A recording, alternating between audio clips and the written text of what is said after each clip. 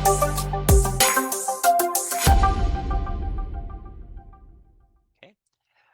Welcome, colleagues. Good evening. My name is Brian Morales, and this is the Global Coalition to Address Synthetic Drug Threats, Subworking Group 2.1. This is the May session for the East Working Group, and I am going to share my screen, and we'll get started in just a moment. All right. I want to start off today by sharing with you all that we are entering a new phase of the coalition's work. This is the implementation phase that we initiated this past April, will continue through July. And in this phase, we are now also looking for reporting actions on synthetic drugs from all of the participants. So we would like all of you to report on what actions your countries have taken to address synthetic drug threats. And so we will be reaching out to you in a few different ways. One is through our US embassies in your countries. We have been reaching out to your foreign ministries to formally request that those actions be documented of what your countries have been doing. Secondly, we are sharing the reporting process with you here today in the coming slides, where you will see what the process looks like. But we will also be sending you an official letter requesting a report of your actions, and we'll be sending that to the distribution list of all the 1,500 participants of the coalition so that you can have that in writing formally and read it and reflect on it. The idea is that we will be receiving reports from all of the coalition participants, and we will be sharing those on our website. And some of the content may also be shared in the year one report. So what do these actions look like? One action that you could report on is the adoption of any new practice, policy, strategy, regulation, or law that came about between the periods of July of last year when the coalition was launched to September of this coming year. Second, you could share the launching of any new engagement or collaboration with the private sector. Third, you could share if you provided any financial support bilaterally to another country or to an international organization, or any in-kind assistance to build capacity or advance an initiative that addressed the synthetic drug threats. An operation, for example, might qualify. Fourth, if you've hosted a regional or global meeting or intend to do so before September, that could be of a thematic area of interest within the Global Coalition's work. Next, expressing interest in any specific initiatives. So these are the 120 initiatives that are on the website provided by the international organizations. If you have registered for one or more of those and want to participate in global or regional networks for collaboration, for peer learning, or for exchange of information, that would also be a deliverable to report. And finally, any other act that strengthens your country's response to synthetic drugs that are consistent with the recommendations. We'd love to hear about those and receive those in a report. Now, the guidelines for submitting the report, we're looking up to 2 pages. It could be any length up to 2 pages. And we're looking for a format of either Microsoft Word, or it could just be a direct email so that we can copy and paste the text. The deadline is June 3rd. We're asking for submissions by the 3rd of June, and you can email those submissions to syntheticscoalition@state.gov. Now, I also want to share with you that on our website, we have now posted the final recommendations of the coalition. Those were posted with the date of May 3rd, 2024, when the recommendations were finalized. And feel free to take a look at that in the orange bar in the timeline section. And finally, I want to share with you that the coalition is coming to a close in this first phase of these monthly meetings by September, but we really just have 2 more months before we move into the August phase of looking at transition and sustainability, and then looking at September for wrapping up these monthly meetings. So please, if you have not presented and are interested to do so, please let us know, and we will try our best to accommodate you in the June and July sessions. And if you have any further questions, you can email the Synthetics Coalition distribution email that you see at the bottom of the screen, or if we have time at the end, we can also take your questions then. So with that, I am going to stop sharing my screen and I'm going to turn it over to our co-chairs for Subworking Group 2.1, Heti Widyastuti and Rakhmatullah Balashov. Over to you, co-chairs. Thank you so much. I see Rakhmatullah coming on. Thank you.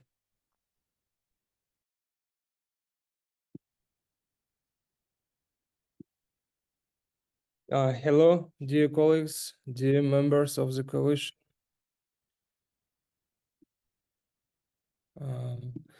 Thank you, Mr. Brian. I would the presentation, the next presentation of this session would be from Shayla Kamdar. She is a regional technical officer of the INCB, and she will present INCB Grid's regional experience. Please, Shayla, the floor is yours.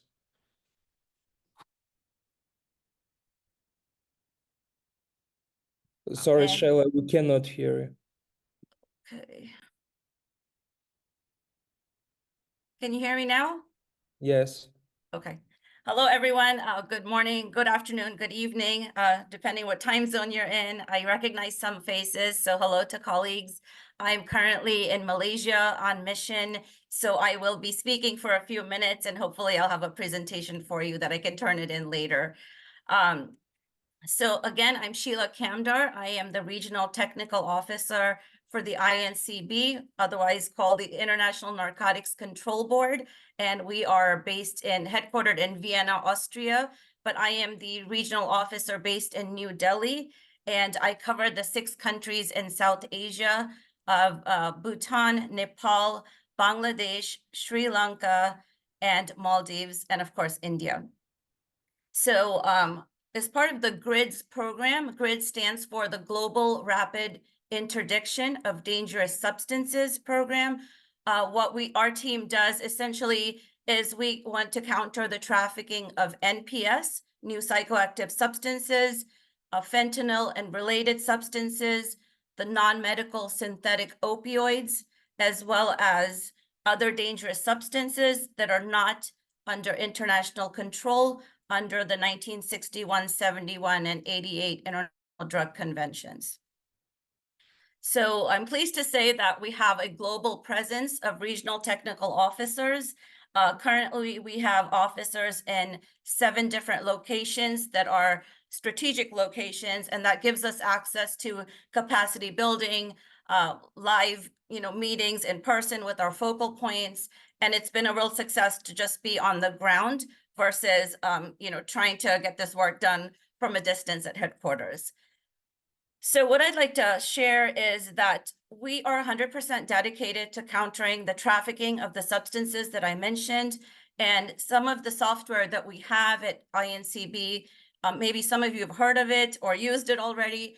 One is Ionix, which is essentially the only real-time incident communication system of seizures around the world of dangerous substances, as well as GRIDS, intelligence tool, which essentially gives you a chance to risk profile, target, come up with patterns and trends of these substances. So you can see Ionix as an information tool and GRIDS as an intelligence tool.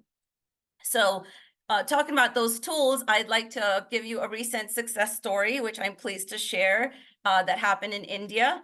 So I'm going to give you a little bit of background on what happened with this case and then tell you how we were able to tackle this. In mid-November last year, 2023, there was an upload in Ionix, like I said, which is our incident system, from Malaysia Customs, where they made a seizure at Kuala Lumpur Airport of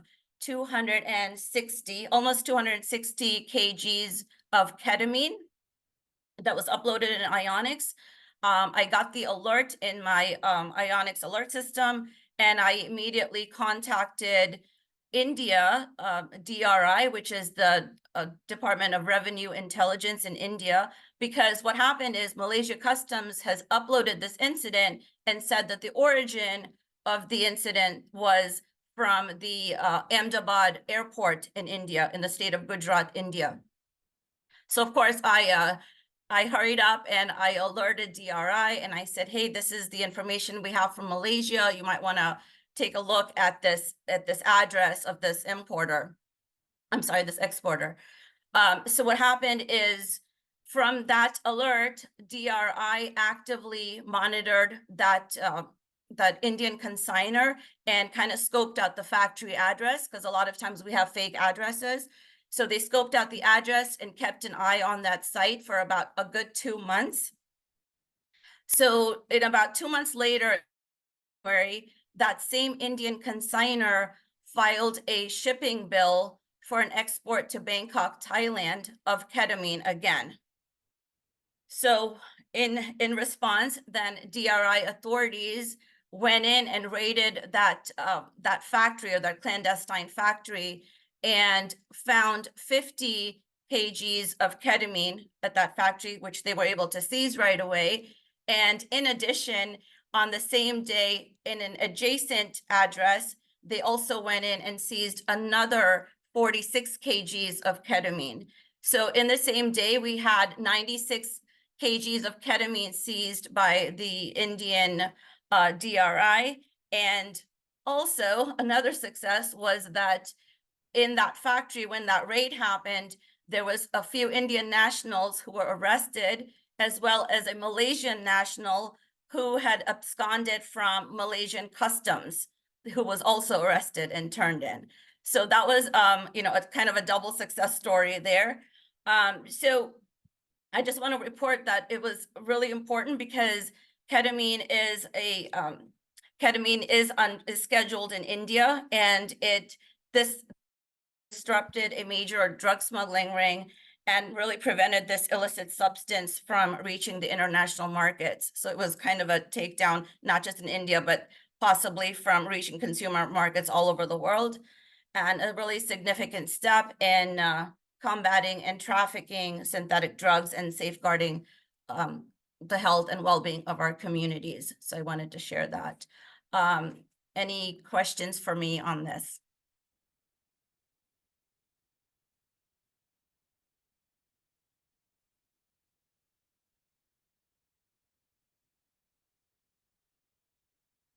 Okay, well, thank you for the opportunity then to speak, and I'm glad to see all of you again, some familiar faces. And yes, Shayla, thank you very much for the thank you. sharing with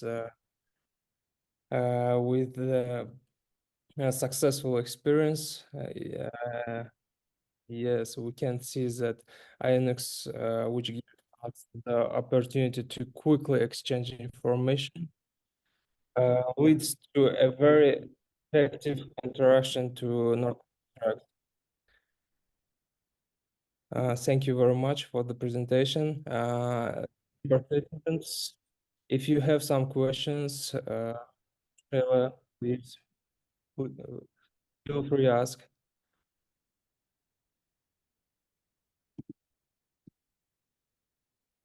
Okay, so that was a pretty thorough success story, since I don't have any questions. So thank you very much, everyone. Thank you, Shayla. And we have a second presentation for today. And the next presentation is by Mr. Connor Crean. He is going to present about the scientific and forensic services, and including the tools and services for law enforcement and forensic laboratories. Mr. Connor Crean represents the UNODC in its role as a strategic partner of the International Forensic Strategic Alliance. Unfortunately, he cannot attend live for this session. That is why he recorded his presentation. And if someone has questions for him, you can send your questions in writing, and he would be happy to respond to any in writing in a doc that would be shared with all of you. And okay, let's listen to the next presentation by Mr. Connor Crean. Good afternoon. I'd like to thank you for the invitation to present today, and I would like to give you some information about the scientific and forensic services that we provide within the laboratory and scientific services of UNODC for law enforcement and forensic laboratories. Given the title of this working group, I'd like to focus a little bit about quality of scientific data and what resources we have within UNODC to assist member states in the generation of such quality data. So the role of UNODC Laboratory and Scientific Services is to improve the national forensic capacity and capabilities of member states to meet internationally accepted standards and ensure that these standards are available and accessible worldwide, with the goal being to increase the use of forensic science services, data and information for evidence-based operational purposes, strategic interventions and policy and decision making. I'd like to mention a number of different resources we have within UNODC to support member states.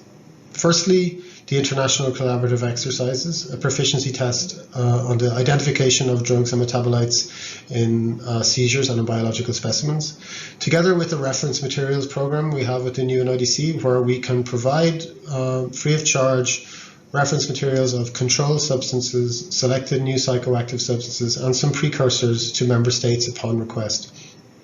In addition, we have a number of manuals and guidelines on quality assurance and recommended methods for analysis that I will briefly go through, as well as the expert advice, training and mentoring support that we provide from here in the laboratory in Vienna. So the International Collaborative Exercises is a proficiency test that's provided free of charge to national drug testing and toxicology laboratories. As part of participation in the proficiency test, we also have biennially the provision of reference materials to eligible participating labs. And the goal of the proficiency test is to allow forensic laboratories to test themselves against themselves, compare themselves against laboratories from all over the world, and to assist them in their continuous improvement. One of the benefits is that the proficiency test is run with us, UNODC. We are a neutral partner, and our goal is to assist member states and any needs that they may have. We tailor the services and tools that we provide to you. To give you an idea of the coverage of the proficiency test, in 2023, over 320 laboratories from 91 countries participated, and more than 5,000 samples of reference materials were provided. So if you see your country is not included within this map, please do get in touch with me. Or if you are from a member state laboratory whose country already participates but your laboratory does not, please also do contact me, and we can ensure that you can gain full access to these tools and resources that UNODC has for your assistance. In combination with the proficiency test, I mentioned the UNODC manuals and guidelines we have, and the idea with these is to help improve the quality of laboratory performance and promote standardization of working practices. So this series of manuals has been going on since the 1980s, and we now have over 40 manuals in this series that have been published that cover such topics as drug identification, synthetic drug manufacture, as well as chemical disposal. And also we cover elements of crime scene investigation, security document examination, and importantly, specific manuals on quality assurance and quality management systems. So to give you an idea, the manuals cover the analysis of traditional drugs, emerging groups of drugs, both in seizures and in biological samples. We do revise these manuals every few years when we see that there are changes in the techniques that people use, also in the evolution of products that are identified within controlled substances. We also specifically have manuals for identification of NPS, and particularly for the NPS, as over the last 10 years, the number of substances within different groups has evolved quite dramatically in the case of cannabinoids and cathinones. We have produced these manuals and then also produced revisions or updates to them to incorporate new analytical techniques that may be necessary to, for example, discriminate between positional isomers. Drug identification goes hand in hand with quality. We have a guidance on the implementation of quality management systems to help laboratories get on the path towards accreditation. And also we have guidance on validation of analytical methodologies. So together the identification manuals as well as the quality manuals, as well as the proficiency test and the reference materials, forms a suite of products that can support laboratories in the identification of drugs. With regard to the manufacture of synthetic drugs, we have a number of manuals and guidelines, and I'll talk a little bit later about training courses that assist in safe handling and disposal of chemicals, both in laboratories as well as in plant laboratories, as well as in remote locations. We also have a specific guideline for the safe handling of synthetic opioids for law enforcement and customs officers. So these manuals work each on their own, but also work very well together as a suite of material. An important resource we have related to clandestine manufacture of substances under international control. This manual is almost 600-page resource that contains a lot of information about different substances under international control and how they are manufactured.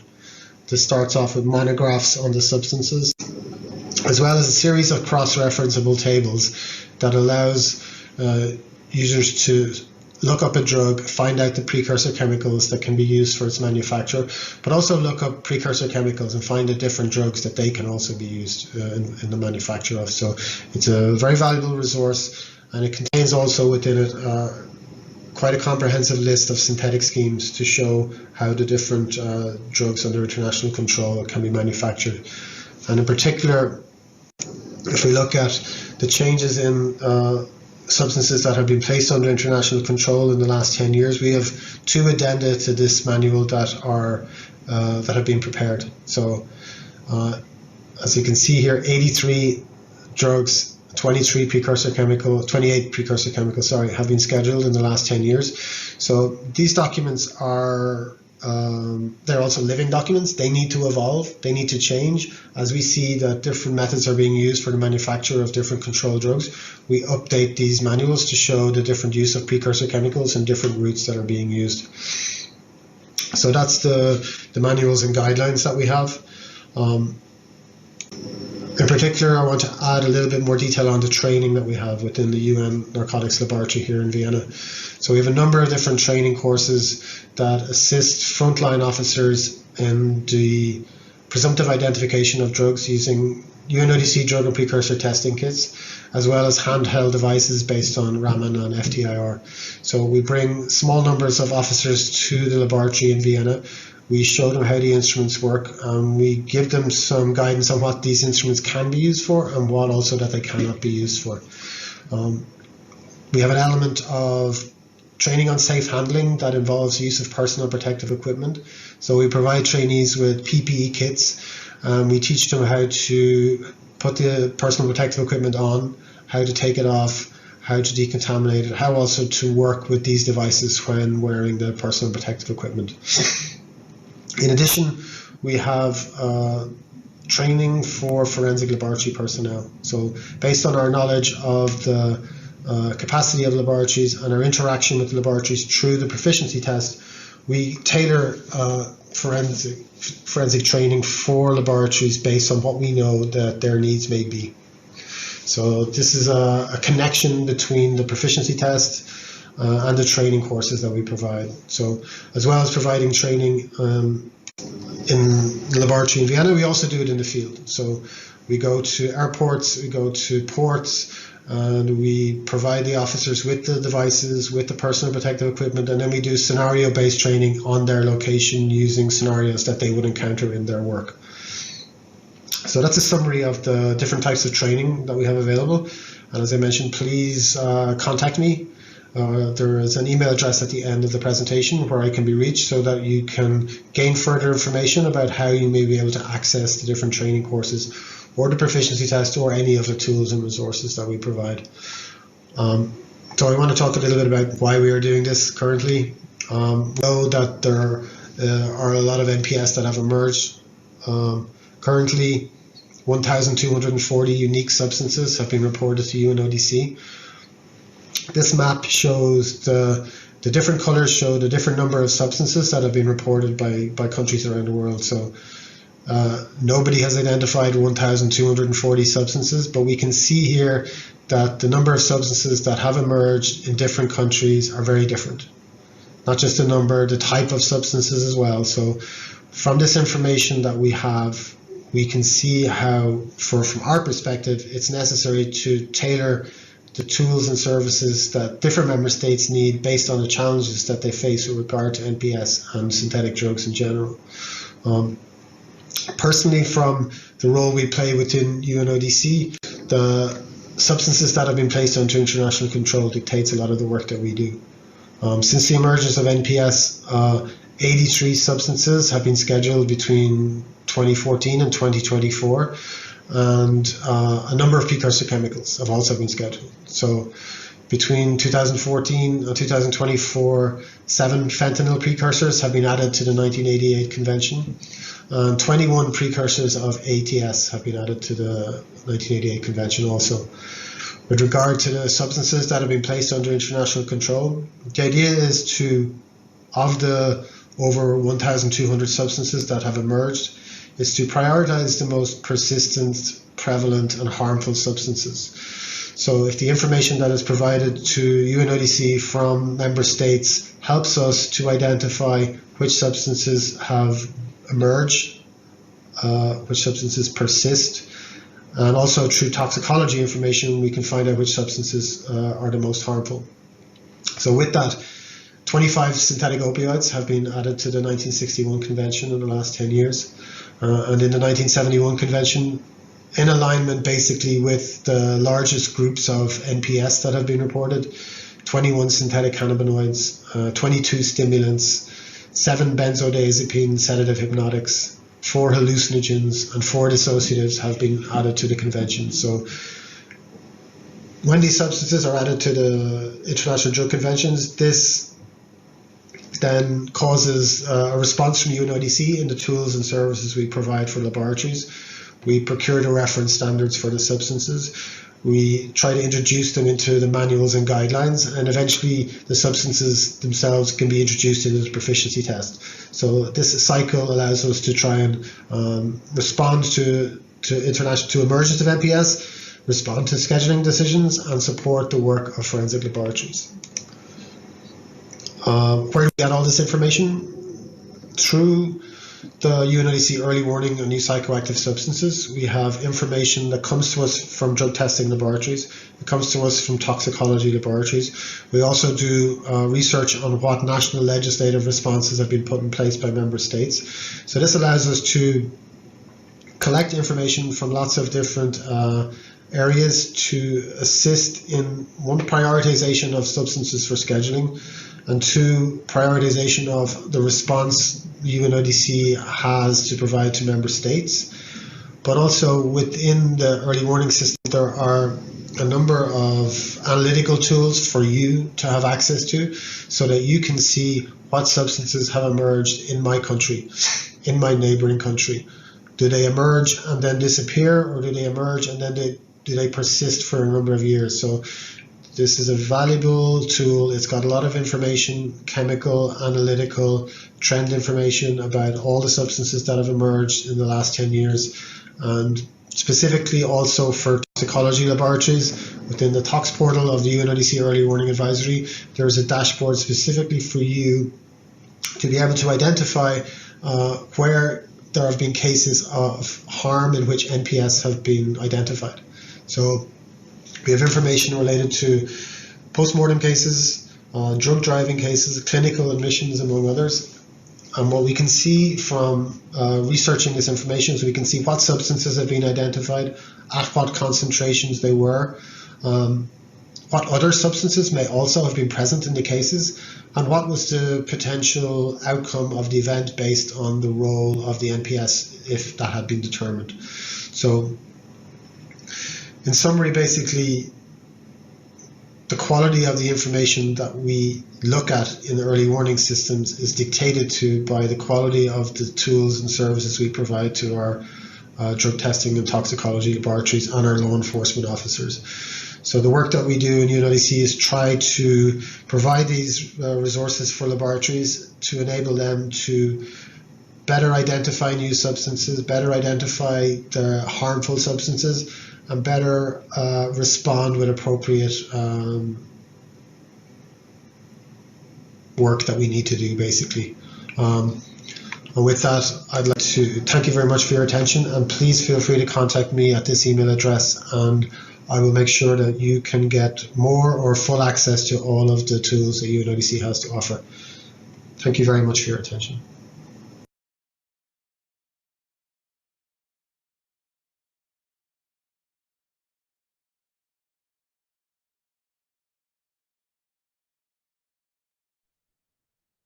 I will give a big thank you to Connor and Sheila for sending those over. Rahmatullah, feel free to cut me off, but how about we open up the floor for questions? Does that sound good?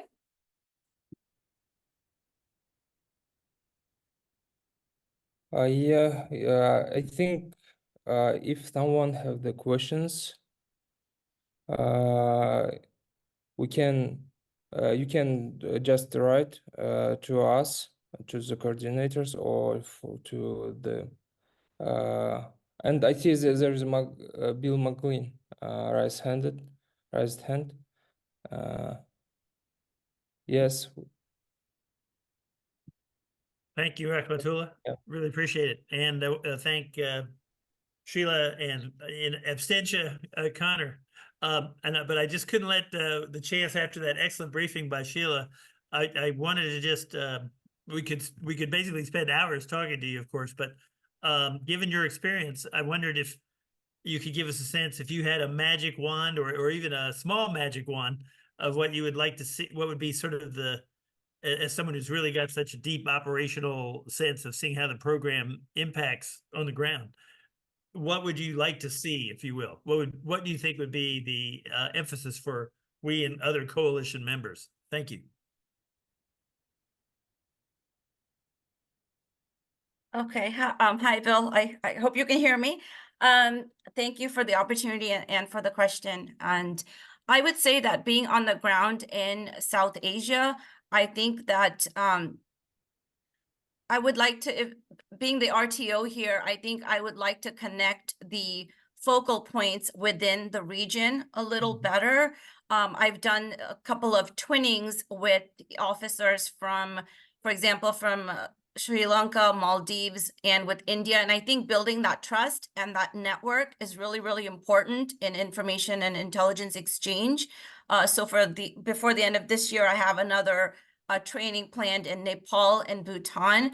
And what I guess what I would really like to see is that if we're really going to target the source or the origin of, the traffic, then we need to kind of bring everybody up to the same capacity building and training, because what happens, you see a fluctuation, for example, from like India and Nepal, where there's, 4,000 incidents versus, 20 incidents. So I'm really trying to get everyone up to speed in the region, and then kind of do a training where everybody is proficient in using our tools.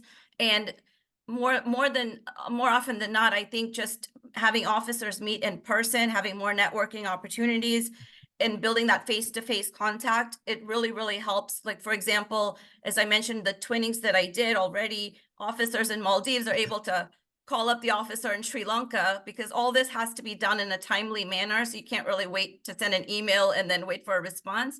But now that they met each other and spent time together, they're able to exchange information very quickly about seizures and such. So I'm talking within a region, but eventually, I'd like to expand it out of just my region. But I would definitely say I'd like to do more training and networking activities and bring everybody on the same page.